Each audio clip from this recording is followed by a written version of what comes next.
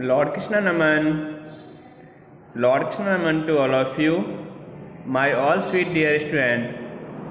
How are you all? आप सभी कैसे हैं? Dear student, today we discuss about class 8th science first chapter crop production and management, and now we discuss irrigation. एक बहुत ही अच्छा practice है ये। हमने आपको एग्रीकल्चर के प्रैक्टिसेस के बारे में पहले ही समझाया था, जिसमें प्रिपरेशन ऑफ सॉइल जो आपने पहले स्टडी किया कि सबसे पहले हम सॉइल को प्रिपरेशन करेंगे, सॉइल का selection and sowing of seed. उसके बाद एक अच्छी वैरायटी के सीड का सिलेक्शन करेंगे और उसकी बुवाई करेंगे। उसके बाद आपने सीखा additions of manure and fertiliser. तो इसमें आप मैन्योर और फर्टिलाइजर को ऐड करेंगे और उसके बाद अब हम सीखेंगे इरिगेशन, सिंचाई। इरिगेशन क्या है उसके बारे में हम डिस्कस करेंगे। The process of supplying water to the crop plant by means of canal, reservoir, tubewell or drip water system is termed as irrigation. Irrigation का मतलब होता है सिंचाई, और आप सभी जानते हैं कि प्लांट्स के लिए सिंचाई इज़ वेरी इंपॉर्टेंट प्रोसेस। यानी कि जो इरिगेशन है is very important process. Without water any plant can not wing live. बिना पानी के कोई भी प्लांट्स जो है ग्रो अप नहीं कर सकता। Dear student, a good crop yield require availability of right amount of water. Plant can absorb minerals and fertiliser only in presence of water. Seeds do not germinate in the absence of scarcity of water. What is very important? Hence, agriculture's field need to be watered regularly.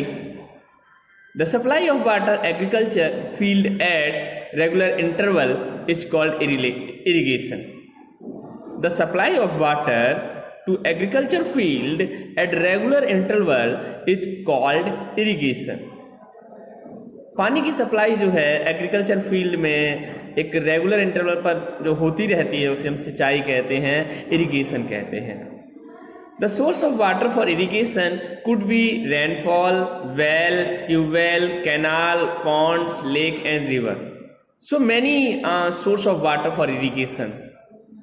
तो आपने भी काफ़ी ऐसे irrigations के साधन देखे होंगे जब आपने गांव में होंगे, हैं? You see many types of source of water. आपने पॉन्ड देखे होंगे, आपने ट्यूबवेल देखा होगा, आई थिंक आपने नहर भी देखी होंगी, नहरें जिन्हें हम कैनाल्स वगैरह कहते हैं, है ना? ठीक है। तो there are various traditional and modern methods of irrigations.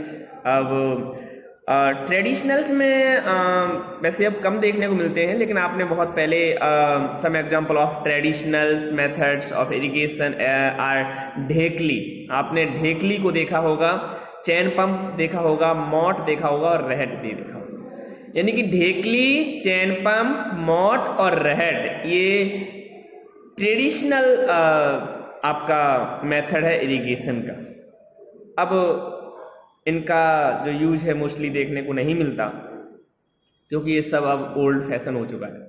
अब सबके पास ट्यूबवेल्स हैं और मोदी सरकार ने घर घर में इरिगेशन के लिए ट्यूबवेल्स वगैरह का कनेक्शन दे दिया है। तो ये बहुत अच्छा है आज के लिए, ठीक है।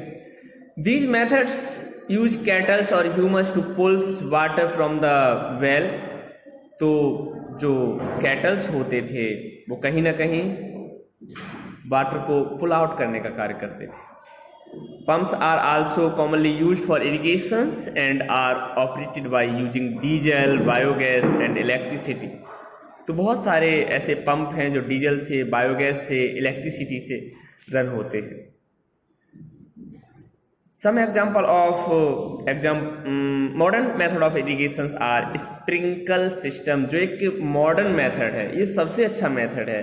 इससे सिंचाई करने से काफ़ी बेनिफिट है। प्यारे विद्यार्थियों, आप भी अपने ऑडियो और वीडियो के माध्यम से आपको कौन सा मेथड सबसे अच्छा लगता है इरिगेशन का, प्लीज़ आप हमें बताइए। ठीक है, स्प्रिंकल सिस्टम क्या है? स्प्रिंकल में आपने कुछ ग्रास के मैदान जैसे कि लॉन वगैरह में या मैरिज हॉल्स में, आपने जहाँ पे लॉन होते हैं, अपने लॉर्ड कृष्णा में भी ये सिस्टम है। ठीक है, तो आपने इसे देखा होगा। This is the method by which water is sprinkled over the field by rotating sprinkles water flow to main pipe and then to the small pipe with the help of pump. तो pump की help से जब pressure बनता है then sprinkles round up करते हैं, घूमना start कर देते हैं। This method is useful for uneven lands with scarcity of water and sandy region. तो मोस्टली जहाँ पर सैंडी रीजन है तो वहाँ पर ज़्यादातर इसी तरह की स्प्रिंकल सिस्टम का यूज किया जाता है। ड्रिप सिस्टम क्या है? This is a method by which water is allowed to fall drop by drop only on the root of plants। तो ड्रिप सिस्टम जो है बूंद बूंद करके इरिगेट किया जाना, यानी कि एक एक बूंद करके प्लांट को इरिगेशन का ये मेथड है।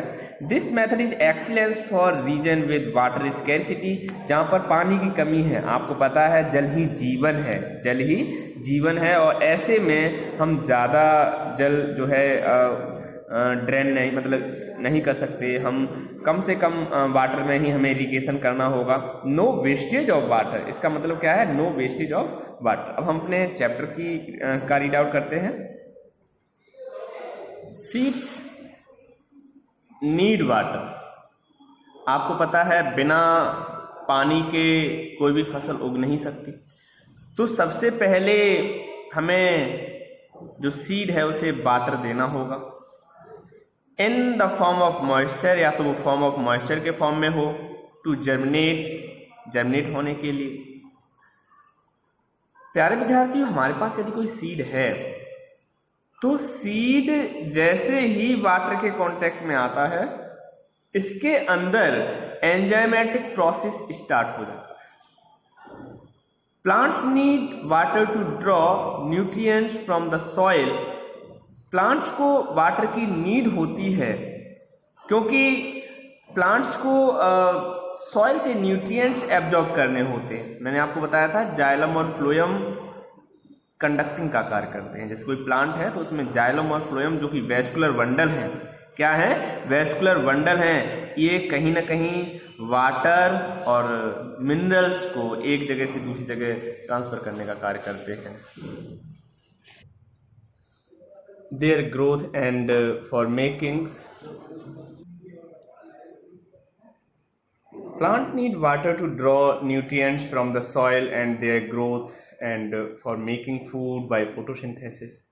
तो प्लांट्स को वाटर की नीड इसलिए है क्योंकि कहीं ना कहीं उन्हें एक तो न्यूट्रिएंट्स का ट्रांसफ़र करना है, सॉइल से न्यूट्रिएंट्स को एब्जॉर्ब करना है, अपनी ग्रोथ करनी है ना, और फोटोसिंथेसिस यानी प्रकाश संश्लेषण का प्रोसेस करना है। प्यारे विद्यार्थियों, फोटोसिंथेसिस क्या है? आप जल्दी से हमें वीडियो बना के भेजिए फोटोसिंथेसिस के बारे में। ठीक है, फोटोसिंथेसिस क्या है और आप क्या समझते हैं फोटोसिंथेसिस के बारे में? मेरे सभी स्टूडेंट ध्यान रखिएगा, यदि आपकी वीडियो नहीं आई तो मैं सबके गार्जियन से कॉल करूँगा। जो स्टूडेंट जिन्हें वर्क दिया जा रहा है और जो रिप्लाई नहीं दे रहे हैं, मैं उनके गार्जियन से कॉल करूँगा। और इसीलिए मैं आपसे कह रहा हूँ कि आप हमें जल्दी से व्हाट इज फोटोसिंथेसिस आप वॉइस रिकॉर्डिंग के द्वारा या फिर वीडियो के द्वारा हमें भेजिए। ठीक है, आप लिख के भेजिए कि डेफिनेशन क्या है फोटोसिंथेसिस की। ठीक है, तो प्रकाश संश्लेषण में भी कहीं ना कहीं हमें वाटर की नीड होती है। The water of crop at different interval is called irrigation. फसलों में अलग अलग समय अंतराल पर समय समय पर जो पानी दिया जाता है, जो सिंचाई की जाती है, उसे इरिगेशन कहते हैं, सिंचाई कहते हैं। मेरे हिसाब से मेरे सभी स्टूडेंट्स इरिगेशंस करते होंगे। घर में जो लॉन में आपने गमले लगा रखे हैं या आपका कोई पर्सनल गार्डन है तो आप उसमें इरिगेशन करते होंगे। और नहीं तो हमारे लॉर्ड कृष्णा विद्यालय में एक बहुत अच्छा प्रोसेस है इरिगेशन का, आप आकर देख सकते हैं। आपकी जो न्यू बिल्डिंग है वहाँ पर बहुत अच्छे से इरिगेशन किया जाता है। इतना अच्छा लॉन है यहाँ पे, तरह तरह के फ्लावर हैं, बहुत सारी वैरायटी के प्लांट्स हैं। प्यारे विद्यार्थियों, हमारे लॉर्ड कृष्णा विद्यालय में भी आपने पढ़ते हुए बहुत तरह के कैसे हम इरिगेट करते हैं प्लांट्स को देखा होगा। ठीक है। The frequency of irrigation in summer is higher due to increase rate of evaporation of water. जैसे जैसे गर्मी बढ़ती जाती है हमारी जो लीव्स होती हैं वो कहीं ना कहीं ज़्यादा इवापोरेट करती हैं। लीव्स में जो स्टोमेटा होते हैं उनके थ्रू ज़्यादा वाटर का इवापोरेशन होता है from the soil as well as from the leaves. तो सॉइल से भी इवापोरेशन होता है, कहीं ना कहीं लीव से भी इवापोरेशन होता है। Sandy soil need more water than clear soil. Dear student, last year हमने आपको सॉइल के टाइप्स पढ़ाए थे और हमने आपको बताया था कि सैंडी सॉइल जो है अपने राजस्थान वाले एरिया में बहुत बड़ी संख्या में पाई जाती है। सैंडी सॉइल जो है बहुत जल्दी वाटर को इवापोरेट कर देती है, वाटर को होल्डिंग कैपेसिटी बहुत कम होती है इसमें।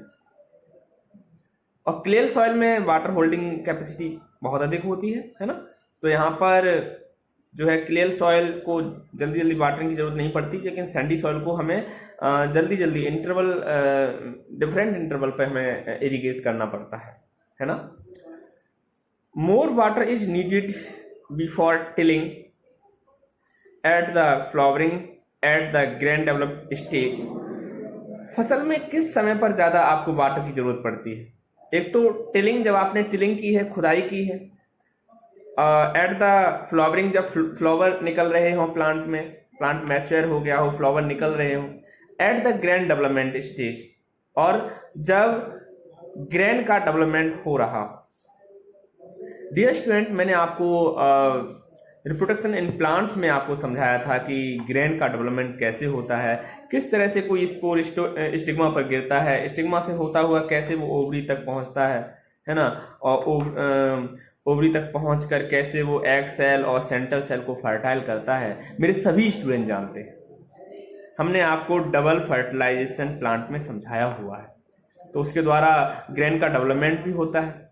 Wheat, gram and cotton crop needed irrigation at regular interval but not the standing water.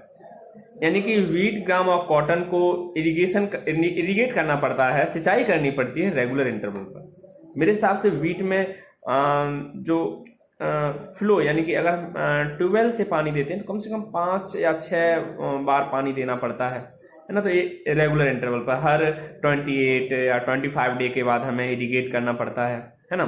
Paddy rice is transplanted as standing water and need continuous irrigation. Paddy यानी कि ओराइजा सैटाइवा, धान। मेरे कितने विद्यार्थियों ने धान के खेत देखे हैं? प्लीज हमें बताइए। आप हमसे कम्युनिकेट करते रहिएगा, है ना, हमें बताते रहिएगा कि सर हमने धान देखा है। आप अपनी पर्सनल वीडियो, अपने पर्सनल रिव्यू, अपने पर्सनल एक्सपीरियंस हमें बताइए इरिगेशन के। ठीक है student, thank you very much.